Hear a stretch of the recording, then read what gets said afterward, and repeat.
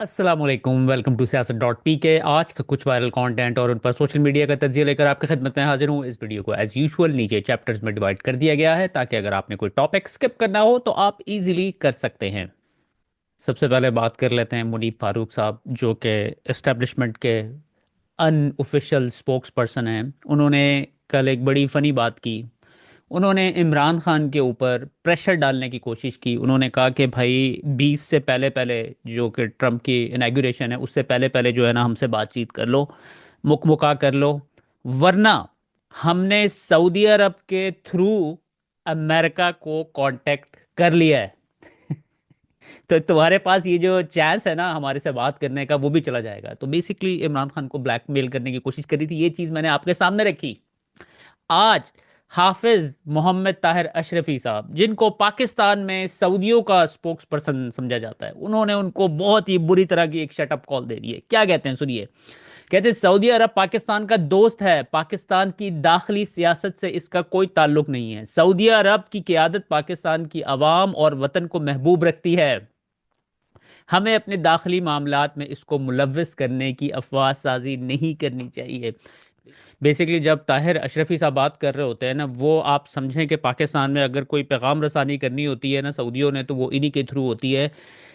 यानी कि ये वाली जो इन्होंने बात की कही है, ये सऊदियों की ही तरफ से पाकिस्तान में ये स्टेटमेंट रिलीज़ की गई है। उसके बाद अनीक नाजी साहब, जो कि पीएमएलएन में थे, आजकल थोड़ा सा क्रिटिसाइज भी कर रहे हैं शहबाज, क्योंकि ये ज़रा नवाज शरीफ के ज़्यादा क्लोज हैं। क्या कहते हैं, कहते हैं फ़र्ज़ करें कि सऊदी अरब के किसी जिम्मेदार से ट्रंप के बारे में हुकूमत की कोई बात हो भी गई थी, तो इस तरह इसको चौक में लाकर प्रोपेगेंडा करना, साडी गल हो गई है, साडी गल हो गई है। सऊदीया अपना सर पीट रहा होगा कि किसकी मदद करने का वादा कर बैठा हूं। तो बेसिकली आपको पता है कि शहबाज गवर्नमेंट जो है वो सऊदियों को रीच आउट करने की कोशिश कर रही थी, जब से रिचर्ड गरनेल का पैगाम आया था कि ताकि सऊदियों के थ्रू जो है ट्रंप को कन्विंस किया जा सके कि आप जो है इमरान खान को निकालने की बातें कर रहे हैं वो बंद करें। तो अब मुनीर फारूक साहब ने जो है, यानी कि ये ऑब्वियसली हमें किसी को भी नहीं पता था कि इस तरह की कोई बात हुई है, लेकिन मुनीर फारूक साहब ने सारी चीज़ को एक्सपोज कर दिया है और सऊदियों को अपेरेंटली इस बात का बहुत गुस्सा है। उसके बाद सलीम साफी साहब, उनको आप लोगों के ऊपर बहुत गुस्सा है, सोशल मीडिया वालों के ऊपर, क्योंकि हम सब लोग सोशल मीडिया ना, जो भी सोशल मीडिया इस्तेमाल करता है उसके ऊपर क्लिप्स लगाता है या वीडियो लगाता है किसी भी तरीके से, उसके ऊपर इन लोगों को क्रिटिसाइज करता है जो हमारे मुल्क पर इस वक्त मुसल्लत हैं। क्या कहते हैं सलीम साफी साहब? सलीम साफी साहब कहते हैं अल्लाह ने हमारे ऊपर सोशल मीडिया का अजाब नाजिल किया। इसकी वजह से पाकिस्तान के 25 करोड़ लोगों में से हर फर्द सहाफ़ी बन गया। ये अब मसला ये है कि जैसे सलीम साफी साहब है ना, पहले होता ये था कि मेन स्ट्रीम मीडिया के ऊपर एक बंदा बैठा हुआ है सलीम साफी जैसा, उसने जो नैरेटिव बनाना है ना वही फिर पूरे पाकिस्तान में फैल जाता था। लेकिन अब क्या सूरत हाल बनी हुई है, अब हर बच्चा बच्चा साफी बन गया है। हर बंदा जो है वो बात कर सकता है। अगर सलीम साफी गलत बात कर रहा है तो हम उसको एक्सपोज करते हैं सारे मिलके। अब आप अंदाजा करें इनको, मुझे मैं बताता हूँ आपको गुस्सा किस चीज़ का है। अब ये आसमा शराजी साहिबा, ठीक है जी, आप इनके अकाउंट के ऑफिशियल, इनका जो यूट्यूब का अकाउंट है उसके ऊपर आप जाके इनके ज़रा व्यूवरशिप चेक करें, किस लेवल की ये सहाफ़ी बनती हैं, और इनकी व्यूवरशिप चेक करें आप ज़रा जाके। ठीक है, मैं ये आपके सामने, आप देख रहे होंगे 5,000, 12 दिन पहले ये इन्होंने व्लॉग किया है। 5,000, 5,000, 9,000, 14,000, 24,000, ठीक है जी। और अब आप चले जाएं इमरान रियाज खान, हमने आज इमरान खान रियाज खान साहब का इंटरव्यू किया, बल्कि वो मैं आपके सामने रखता हूँ, ये देख रहे हैं आप। इस इंटरव्यू को हुए हुए 12 घंटे हुए हैं और 4 लाख इसके ऊपर व्यूज आ चुके हैं। ठीक है जी। इवन के जो मैं डेली व्लॉग कर रहा हूँ ना, जिसको कोई जानता भी नहीं है, उसके व्लॉग के ऊपर भी आसमा शराजी से ज्यादा नंबर हैं। यानी कि मेरा भी अकाउंट जो है 50,000 लोग तकरीबन रोज का देख लेते हैं। अब ये जो सलीम साफी साहब बात कर रहे हैं ना, इनकी चीखें तो निकली हुई है ना, इनकी रोजी रोटी, ये जो हराम की कमाई कमा रहे थे ना, वो सब हम लोगों ने जो है ना छीन ली है इनसे।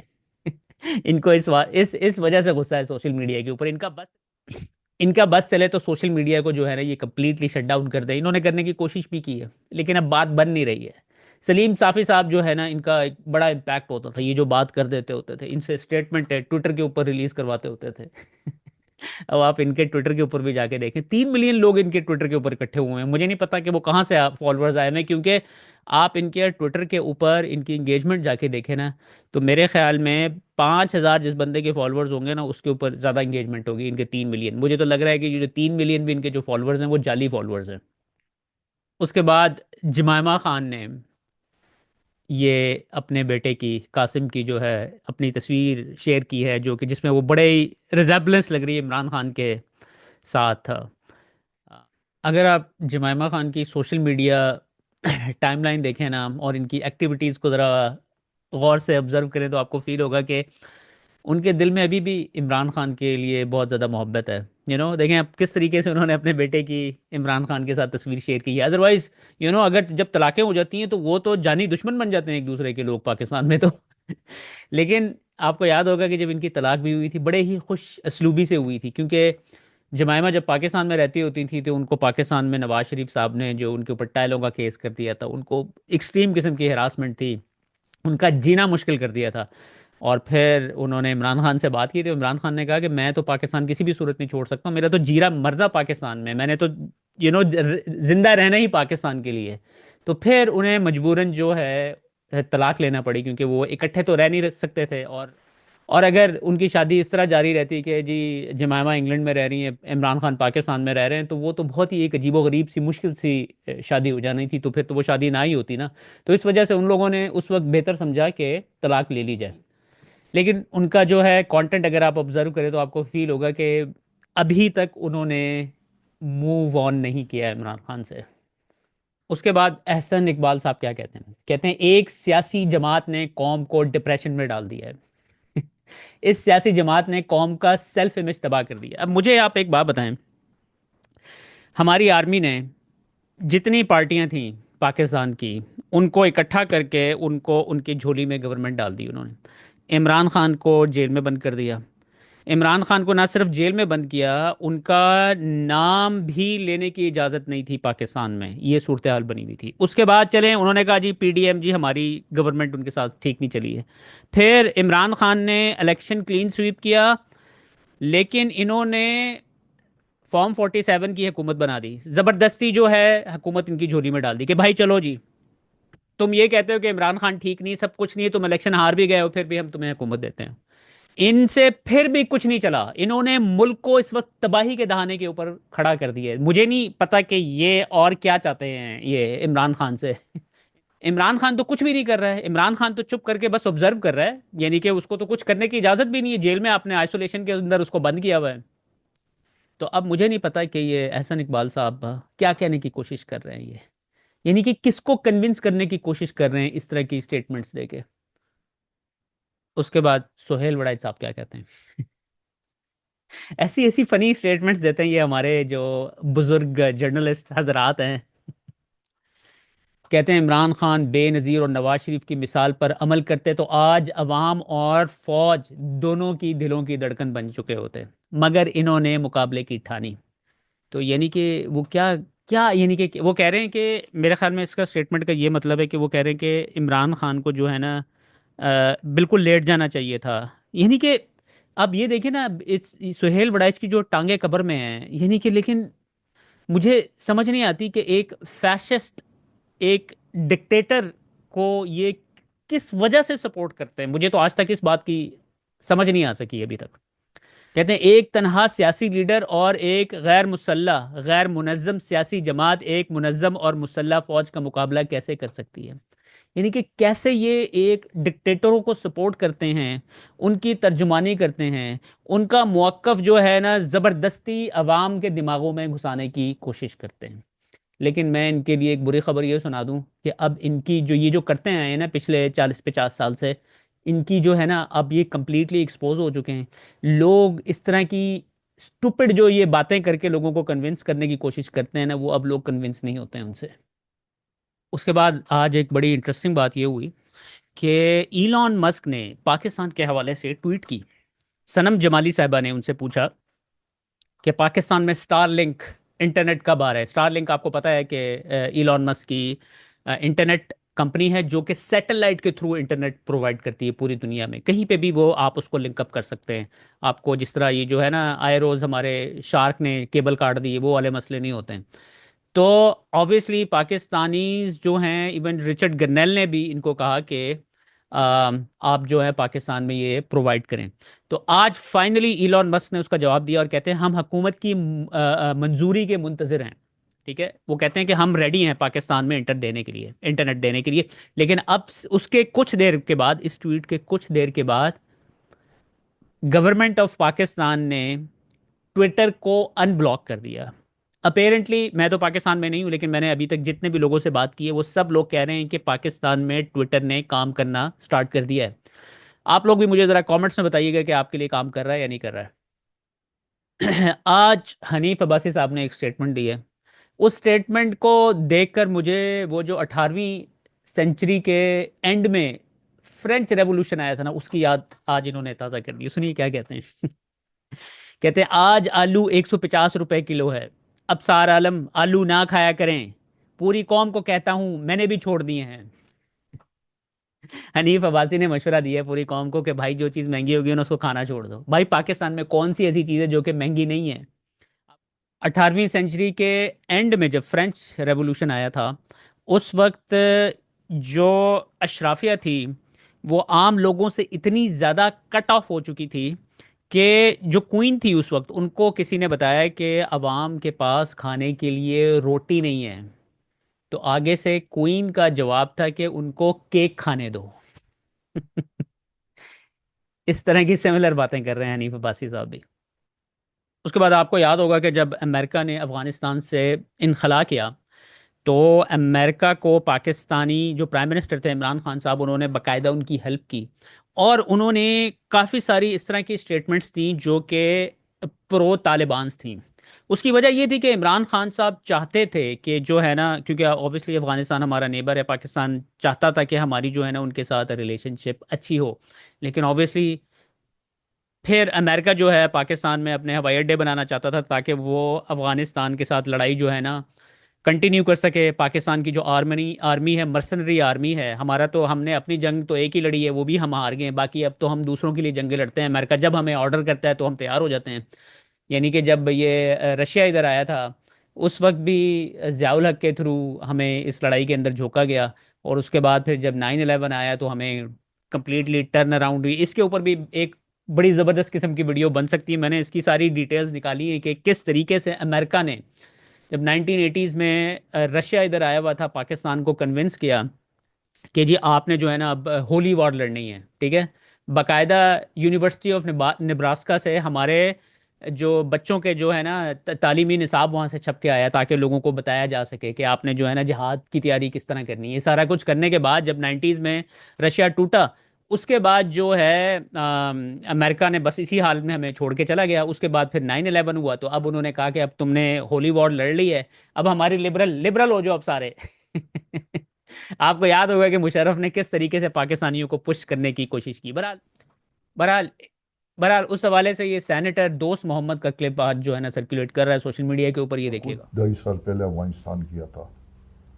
मैं खुद वहाँ के तालिबान इतने खुश थे, इमरान खान की हुकूमत से इतने खुश थे कि यार आलम इस्लाम का एक बहुत बड़ा लीडर आप लोगों ने जेल में डाला है। और मुझे बुरा भला कह रहे थे कि यार ये आदमी तो आलम इस्लाम का लीडर है, हमें जो सुकून हासिल हुआ इसके 3.5 साल में हमें जो सुकून हासिल हुआ ना, कोई ड्रोन हमला, एक ड्रोन हमला हुआ था इसके तुरखम पे जाके बंद यानी कर दिया। तालिबान इमरान खान की हुकूमत से खुश थे। बहुत ज़्यादा खुश थे, बहुत ज़्यादा खुश थे। मैं अभी ईद पे मिला था, मुझे कुछ तालिबान मिले थे, आए थे। तो मैंने कहा यार, वो कहते हैं यार हम इमरान खान को यहाँ का प्राइम मिनिस्टर बनाएंगे। वो मुझे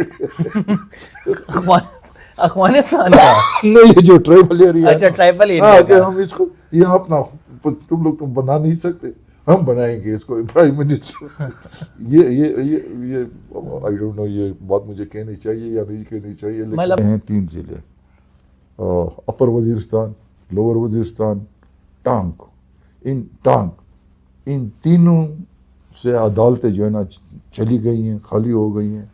और डी खान में अब वो अदालतें लगा रही हैं डर के मारे, और उसके लिए टेररिस्ट की वजह से। वहाँ दिन को 10-11 बजे आप निकल सकते हैं और 3-4 बजे घर में आप दाखिल हो सकते हैं। हम एक किस्म की बहुत सख्त वार का किस किस को शिकार हैं। थ्रेट्स आ रहे हैं इसमें? सब खासकर सरकारी मुलाजमीन को, जो सरकार में जो भी हो। उसके बाद इकरारुल हसन साहब के हवाले से ये क्लिप आज सर्कुलेट कर रहा है सोशल मीडिया के ऊपर। अपेरेंटली इकरारुल हसन साहब ने इस खातून की बेटी के लिए 1 करोड़ 20 लाख रुपए इकट्ठे किए लाइव शो के दौरान, लेकिन उनको फिर 1 रुपया भी नहीं दिया। ये देखिए। हसन, मैं आपको एक माँ रिक्वेस्ट कर रही है, आप प्लीज जुल्म से बाज आ जाए। काफी माँ इस तरह रो रही है, इस तरह तड़प रही है। मैं भी एक माँ हूँ और आपकी भी माँ है। माँ तो सबकी साझी होती, माँ का तो कोई नेमल बदल नहीं होता।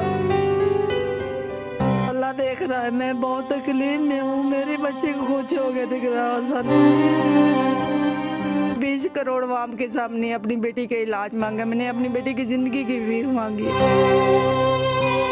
इकरार, जो भी पैसे मेरी बेटी के आपके पास है 1 करोड़ 10 लाख है, जो आपके पास है ना वो मुझे पैसे दे, मैं अपनी बच्ची का इलाज करवाऊं। इकरारुल हसन ये कह रहा था कि जितनी डोनेशन हमें जमा हुई थी, लोगों ने जज्बात के अंदर आके ऐलान किया, बाद में वो हमें पैसे वसूल नहीं हुए। क्या आप ये उनको ब्लैकमेल करने के लिए कर रही हैं या फिर वाकई आपकी बेटे के जो पैसे हैं वो खाए गए हैं? मैं सबसे बार बार मैं आपको कह रही हूँ, एक बार नहीं कह रही, मैं कहती हूँ मेरा अल्लाह गवाह है। इकरारुल हसन आए, वो बैठ के कुरान के ऊपर हाथ रख दे मेरे सामने बैठ के, इसके पैसे इतने नहीं इकरारुल हसन की, मेरे पास वीडियो मौजूद हैं। और मैं क्यों इल्ज़ाम लगाऊंगी? मेरे बच्चे हैं, मैं बच्चों वाली हूँ, मैं इकरारुल हसन से क्यों इल्ज़ाम लगाऊंगी? ये 20 करोड़ अवाम, क्या उनके साथ कोई जाती दुश्मनी है? नहीं, अल्लाह ना करे, मेरी उसके साथ कोई जाती दुश्मनी नहीं है, मेरा उससे कोई लेना देना नहीं है। हम गरीब लोग हैं, हम मजबूर हैं, तकलीफ में हैं। और आपको पता है बादशाह भी फकीर हो जाते हैं, फकीर भी बादशाह हो जाते हैं। आज हमारे पे वक्त आ गया ना, तो इकरारुल हसन इस तरह ना करे किसी के जुल्म। तो बाद आपको पता है कि हमारे जो पॉलिटिशियंस हैं और हमारे इस्टेब्लिशमेंट है, इन्होंने पाकिस्तान को तो लूटा ही है। हमें समझ आ रही है ना, अब नज़र तो आ ही रहा है किस तरह जो हमारा कोई भी आर्मी चीफ है, रिटायर होता है जी, बाहर पहुंच जाता है, मुल्क से बाहर चला जाता है। जैसे उसका पाकिस्तान में सिर्फ नौकरी करने के लिए आया था, यहाँ से अरबों लूटता है और फिर बाहर जाके बैठ जाता है। तो अब जो है, अब आप अंदाज़ा करें, ये जावेद मंजिल जहाँ पे इलामा इकबाल के हवाले से म्यूजियम है, वहां से भी चीजें चोरी होना स्टार्ट हो गई हैं। ये क्लिप देखिएगा जरा। ये देखे ना, यहाँ से अलामा साहब की टोपी चोरी हुई है। अब इन्होंने वो गायब भी कर दिया, उसका कील पहले लगा हुआ था, अब वो कील भी निकाल दिया। यहाँ से और चीजें भी गायब है, यहाँ से कालीन गायब है, ये कालीन रिप्लेस हुआ है। यहाँ से भी चीजें गायब है। ये मेरी दादी के बैंक अकाउंट की स्टेटमेंट है, ये इधर से गायब है, उसकी जगह पे फोटोकॉपी रखी हुई है। ये देखिए, ये तो पासपोर्ट भी ले गए थे, ये वापस मंगवाया। ये नीचे उसकी फोटोकॉपी इसलिए रखी हुई है, ये असल गायब था, ये उधर से वापस आई हुई है चीजें। ये वाला कालीन ये किधर है, ये किधर है, ये बताएं, ये मैं पूछ रहा हूँ। जब है नहीं तो उसको चार्ज डबल सर हमारे बैंक में दे रहे हैं ना। कभी कितने गया कलीन, कितने गई किताब ही याद करती है। इधर से भी एक एक्स्ट्रा आया था, लाजवर्थ की एक्स्ट्रे उसने दी थी नादिर शाह अफगान ने, वो यहाँ से गायब है। नीले पत्थर लाजवर्थ की एक्स्ट्रे थी, इधर पड़ी हुई, मुझे याद है। एक अंगूठी भी गायब है, सोने की अंगूठियां, एक अंगूठी है सिर्फ यहाँ पे, दूसरी अंगूठी भी सोने की गायब है। ऐसे पर्चा होना चाहिए यार। अच्छा, लिखा अंगूठियां, बड़ी अंगूठी है और अंगूठी है, ये गायब है। ये एक और अंगूठी थी, उसपे सबज पत्थर लगा हुआ था, ये सबज पत्थर वाली नहीं है। ये मुझे याद है, ये सारी चीजें मैं तो इनको पहनता रहा हूँ बचपन में, इनको देने से पहले। इनको देनी नहीं चाहिए ऐसी चीजें। फजर के वक्त यख बस्ता पानी से वजू करने वाले 70 साल से ज़ायद उम्र के कैदी पर यह सर्दी बहुत ज़्यादा असरअंदाज हो रही है। रगों में खून जमा देने वाली इस ठंड में भी ये कैदी कैसी शुजात का मुजाहरा कर रहे हैं, और उसे कैद रखने की ज़िद करने वाले अब घुटनों के बल झुककर उससे दरखास्तें कर रहे हैं कि ख़ुद भी इस कोफ्त से निकलो और हमें भी इस मुसीबत से निकालो। मगर ये कैदी इकबाल के मर्द मोमिन की तरह हर ऐसी पेशकश को ठुकराता चला जा रहा है जिससे परवाज़ में कोताही का अंदेशा हो।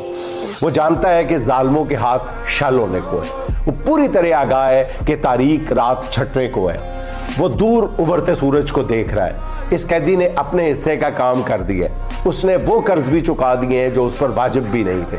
ऐसे तो नहीं शायर उसकी मोहब्बत के गीत लिख रहे हैं, मुसव्वर उसके पोर्ट्रेट तख्लीक कर रहे हैं। वो कितना खुशकिस्मत है कि माएँ आखिर शब उठकर चेहरों पर बहते आंसुओं के साथ उसकी सलामती के लिए दुआएं मांगती। ये कैदी कितना बहादुर है। वो खुद पर होने वाले मजालिम का जिक्र करना भी ज़रूरी नहीं समझता। वो जुल्म सहने और जुर्म ज़ईफ़ी की सज़ा पाते अपने कैदियों के बारे में फ़िक्रमंद रहता है। उसका ताज़ा बयान सुन लें। मेरा मौक़िफ़ वाज़ेह है, पहले मेरे असीर कारकुनों और रहनुमाओं को छोड़ा जाए, उसके बाद मेरी बात होगी। वो कहता है जेल से निकलने की ऑफ़र्स इसके लिए नई नहीं है। अटक जेल में भी मुझे 3 साल तक बाहर भेजने की पेशकश की गई थी, लेकिन मेरा जीना मरना पाकिस्तान में है। मैं आखिरी सांस तक इस मुल्क की आज़ादी की जंग लड़ूंगा और अपनी कौम से भी यही उम्मीद करता हूँ। उसने अपनी बेमिसाल बहादुरी से वो दास्तान रकम की है कि आने वाली कई दहाइयों में उसका जिक्र होता रहेगा। इस कैदी की कहानी से लोग हिम्मत और जुर्रत का सबक लिया करेंगे। इसने अपनी इस्तकामत से सियासत की ऐसी राह मुतय्यन कर दी है जिस पर चले बगैर ओहदे तो शायद मिल जाएं, पजीराई नहीं मिले।